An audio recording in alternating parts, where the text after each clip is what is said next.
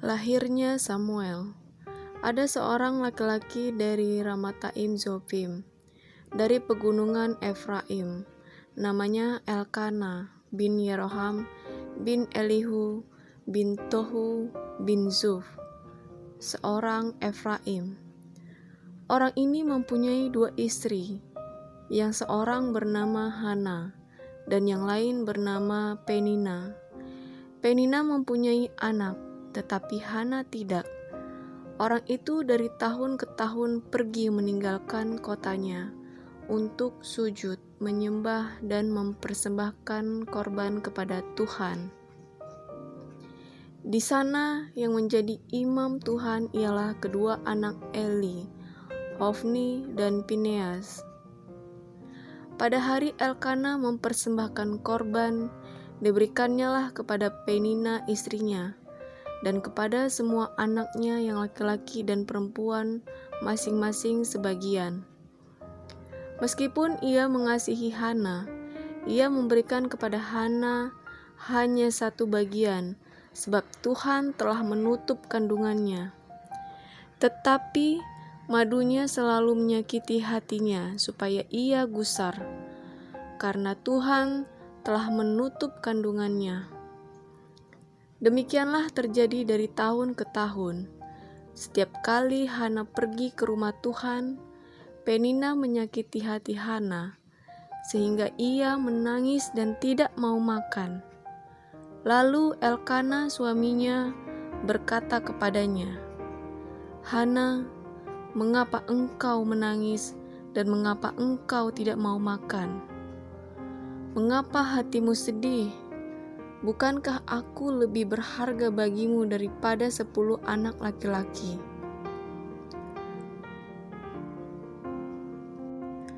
Pada satu kali setelah mereka habis makan dan minum di Silo, berdirilah Hana, sedang Imam Eli duduk di kursi dekat tiang pintu bait suci Tuhan. Dan dengan hati pedih, ia berdoa kepada Tuhan sambil menangis terseduh-seduh.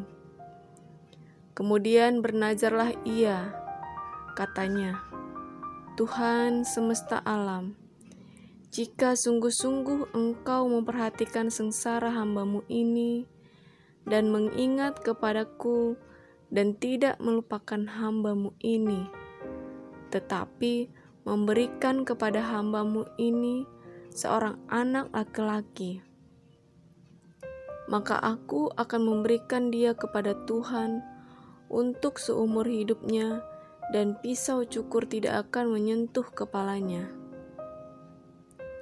Ketika perempuan itu terus-menerus berdoa di hadapan Tuhan, maka Eli mengamat-amati mulut perempuan itu.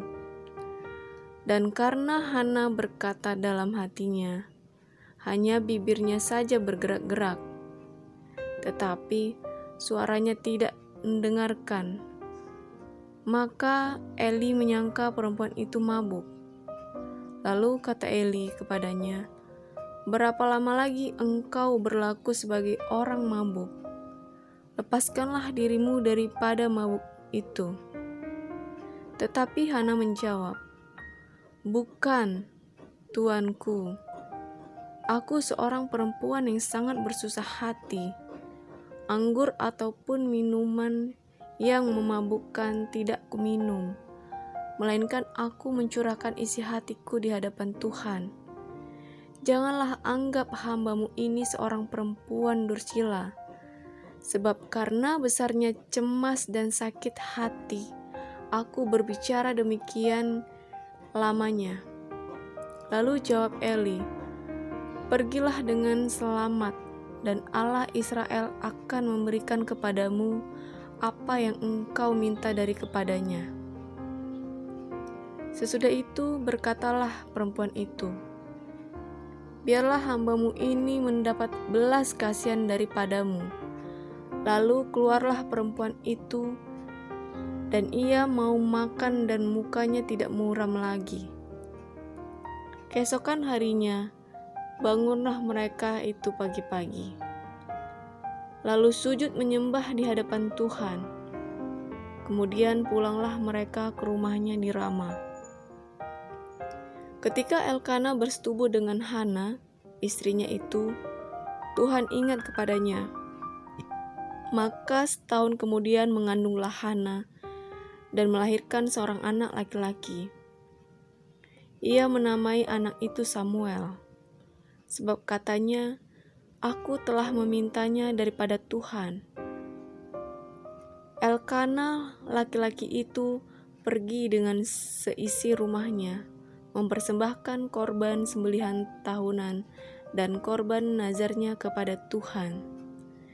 Tetapi Hana tidak ikut pergi, sebab katanya kepada suaminya, "Nanti apabila anak itu cerai susu, aku akan mengantarkan dia, maka ia akan menghadap ke hadirat Tuhan dan tinggal di sana seumur hidupnya." Kemudian Elkana suaminya itu berkata kepadanya, "Perbuatlah apa yang kau pandang baik, tinggallah sampai engkau menyapih dia, hanya Tuhan kiranya menempati janjinya." Jadi tinggallah perempuan itu dan menyusui anaknya sampai disapinya. Setelah perempuan itu menyapi anaknya, dibawanyalah dia dengan seekor lembu jantan yang berumur 3 tahun dan 1 eva tepung dan sembuyung anggur, lalu diantarnya ke dalam rumah Tuhan Silo. Waktu itu masih kecil betul kanak-kanak itu kepada Eli.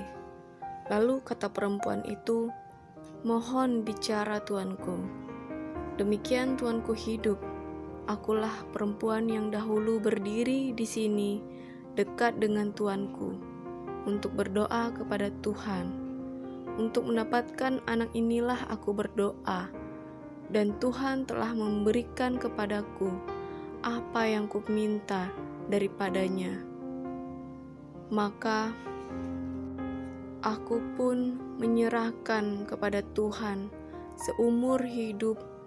Terserahlah ia kiranya kepada Tuhan." Lalu sujudlah mereka di sana menyembah kepada Tuhan. Lalu pulanglah Elkana ke Rama, tetapi anak itu menjadi pelayan Tuhan di bawah pengawasan Imam Eli. Adapun anak-anak lelaki Eli, yaitu orang-orang dursila, mereka tidak mengindahkan Tuhan ataupun batas hak para imam terhadap bangsa itu. Setiap kali seorang mempersembahkan korban sembelihan, Samuel yang muda itu menjadi pelayan Tuhan di bawah pengawasan Eli. Adapun Samuel menjadi pelayan di hadapan Tuhan. Ia masih anak-anak, yang tubuhnya berlilitkan baju efod dari kain lenan. Setiap tahun ibunya membuatkan dia jubah kecil dan membawa jubah itu kepadanya. Apabila ia bersama-sama suaminya pergi mempersembahkan korban sembelihan tahunan. Lalu Eli memberkati Elkana dan istrinya. Katanya, "Tuhan kiranya memberikan keturunan kepadamu dari perempuan ini, pengganti yang telah diserahkannya kepada Tuhan." Sesudah itu, pulanglah mereka ke tempat kediamannya. Dan Tuhan mengindahkan Hana, sehingga dia mengandung dan melahirkan 3 anak laki-laki dan 2 anak perempuan. Sementara itu makin besarlah Samuel yang muda itu di hadapan Tuhan. Dan Eli pun telah sangat tua. Apabila didengarnya segala sesuatu yang dilakukan anak-anaknya terhadap semua orang Israel, dan membawa mereka itu tidur dengan perempuan-perempuan yang melayani di depan pintu kemah pertemuan. Maka berkatalah ia kepada mereka, "Mengapa kamu melakukan hal-hal begitu, sehingga kudengar dari segenap bangsa ini tentang perbuatan-perbuatanmu yang jahat itu? "Janganlah begitu, anak-anakku.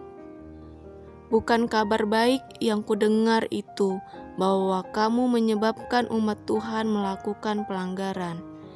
Jika seorang berdosa terhadap seorang yang lain, maka Allah yang akan mengadili. Tetapi jika seorang berdosa terhadap Tuhan, siapakah yang menjadi perantara baginya?" Tetapi tidaklah didengarkan mereka perkataan ayahnya itu, sebab Tuhan hendak mematikan mereka. Tetapi Samuel yang muda itu semakin besar dan semakin disukai, baik di hadapan Tuhan maupun di hadapan manusia. Pada saat malam tiba, Samuel menghampiri ayahnya, yaitu Eli. Ia berkata kepada ayahnya, sewaktu malam, Samuel bertanya kepada bapaknya, Eli, "Bagaimana rupa Allah?" Lalu Eli menyuruh ia pergilah tidur. Pertanyaan seperti itu, anak kecil belum tentu mengetahuinya. Suatu saat, Eli akan tahu dengan sendirinya. Lalu ia berkata kepada Samuel, "Segeralah tidur,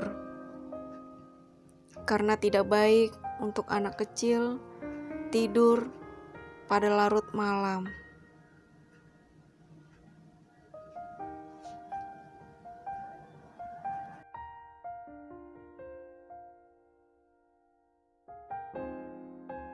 Nubuat tentang Eli dan kaum keluarganya. Pada suatu pagi seketika, seorang abdi Allah datang kepada Eli dan berkata kepadanya, "Beginilah firman Tuhan, bukankah dengan nyata aku menyatakan diriku kepada nenek moyangmu ketika mereka masih di Mesir dan takluk kepada keturunan Fir'aun? Dan aku telah memilihnya dari segala suku Israel menjadi imam bagiku, supaya ia mempersembahkan korban di atas mezbahku, membakar ukupan dan memakai baju efod di hadapanku. Kepada kaummu telah kuserahkan segala korban api-apian orang Israel." Saat itu Eli berkata kepada anaknya Samuel, "Jika seseorang berdosa terhadap seorang yang lain, maka Allah yang akan mengadili.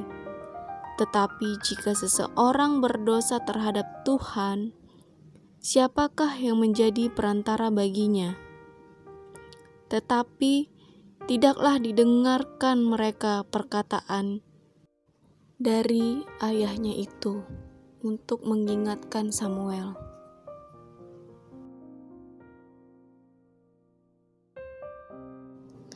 Seketika malam tiba, Eli pun menidurkan Samuel sehingga ia terlelap dan Eli kembali tempat tidurnya.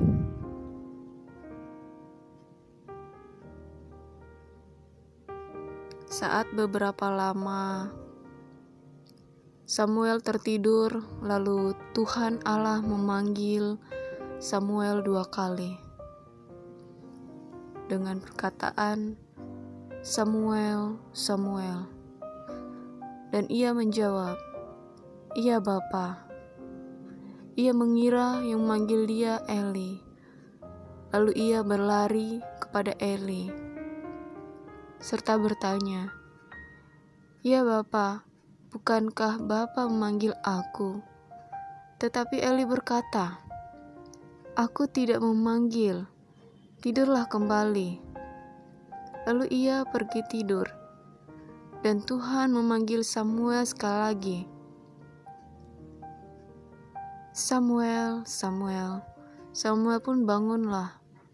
Lalu ia mendapatkan Eli serta berkata, "Ya Bapa, bukankah Bapa memanggil aku?" Tapi Eli berkata, "Aku tidak memanggil, anakku, tidurlah kembali." Samuel belum mengenal Tuhan pada waktu itu,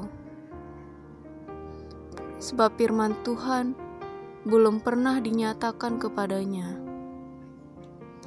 Dan Tuhan memanggil Samuel sekali lagi, untuk ketiga kalinya. Ia pun bangun dan bertanya, "Ya Bapa, bukankah Bapa memanggil aku?" Lalu Eli pun mengerti bahwa Tuhanlah yang memanggil anak itu. Sebab itu berkatalah Eli kepada Samuel, "Pergilah, tidurlah kembali, dan apabila ia memanggil engkau, katakanlah, berbicaralah Tuhan, sebab hamba-Mu ini mendengar." Katakan seperti itu. Lalu Samuel pergi ke tempat tidurnya. Lalu datanglah Tuhan, berdiri di sana dan memanggil seperti yang sudah-sudah. "Samuel, Samuel." Dan Samuel menjawab, "Berbicaralah, sebab hamba-Mu ini mendengar." Lalu berfirmanlah Tuhan kepada Samuel, "Ketahuilah, aku akan melakukan sesuatu di Israel, sehingga setiap orang yang mendengarnya akan bising kedua telinganya. Pada waktu itu, aku menepati kepada Eli segala yang telah kufirmankan tentang keluarganya, dari mula sampai akhir." Saat itu, Samuel segan memberitahu penglihatan itu kepada Eli. Tetapi Eli memanggil Samuel, katanya, "Samuel anakku." Jawab Samuel, "Ya Bapa," kata Eli. "Apakah yang disampaikannya kepadamu? Janganlah kau sembunyikan kepadaku. Kiranya beginilah Allah menghukum engkau, bahkan lebih lagi daripada itu, jika engkau menyembunyikan sepatah kata pun kepadaku dari apa yang disampaikannya kepadamu itu." Lalu Samuel memberitahukan semuanya itu kepadanya dengan tidak menyembunyikan suatu apapun. Kemudian Eli berkata, "Dia Tuhan, biarlah diperbuatnya apa yang dipandangnya baik." Dan Samuel makin besar, dan Tuhan menyertai dia, dan tidak ada satupun dari firman-Nya itu yang dibiarkannya gugur. Maka tahulah seluruh Israel dan sampai Berseba bahwa kepada Samuel telah dipercayakan jabatan nabi dari Tuhan Allah. Tabut Tuhan dirampas. Saat orang Israel maju berperang melawan orang Filistin dan berkemah dekat Eben di Ezer, sedang orang Filistin berkemah di Afek. Orang Filistin mengatur barisannya berhadapan dengan orang Israel. Ketika pertempuran menghambat, saat itu terpukullah orang Israel oleh orang Filistin, yang menewaskan kira-kira 4.000 orang di medan pertempuran itu. Ketika tentara itu kembali ke perkemahan, berkatalah para tua-tua Israel, "Mengapa Tuhan membuat kita terpukul, kalah oleh orang Filistin pada hari ini?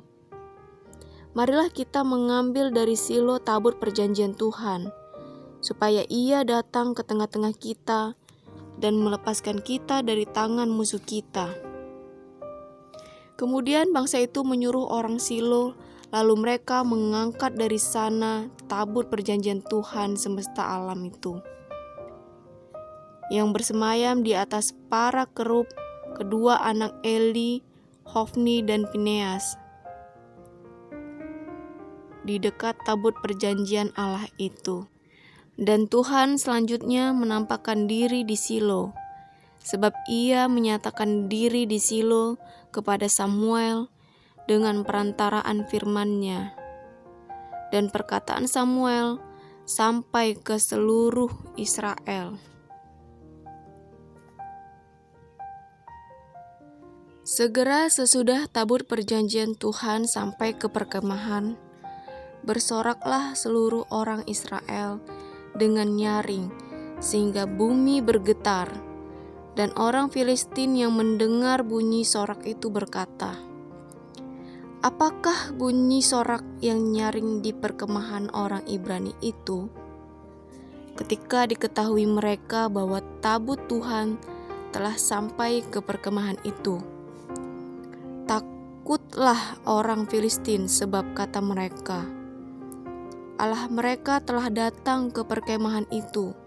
Dan mereka berkata, "Celakalah kita, sebab seperti itu belum pernah terjadi dahulu. Celakalah kita, siapakah yang menolong kita dari tangan Allah yang maha dahsyat ini? Semua karena campur tangan Allah yang telah menghajar orang Mesir dengan berbagai-bagai tulah di padang gurun."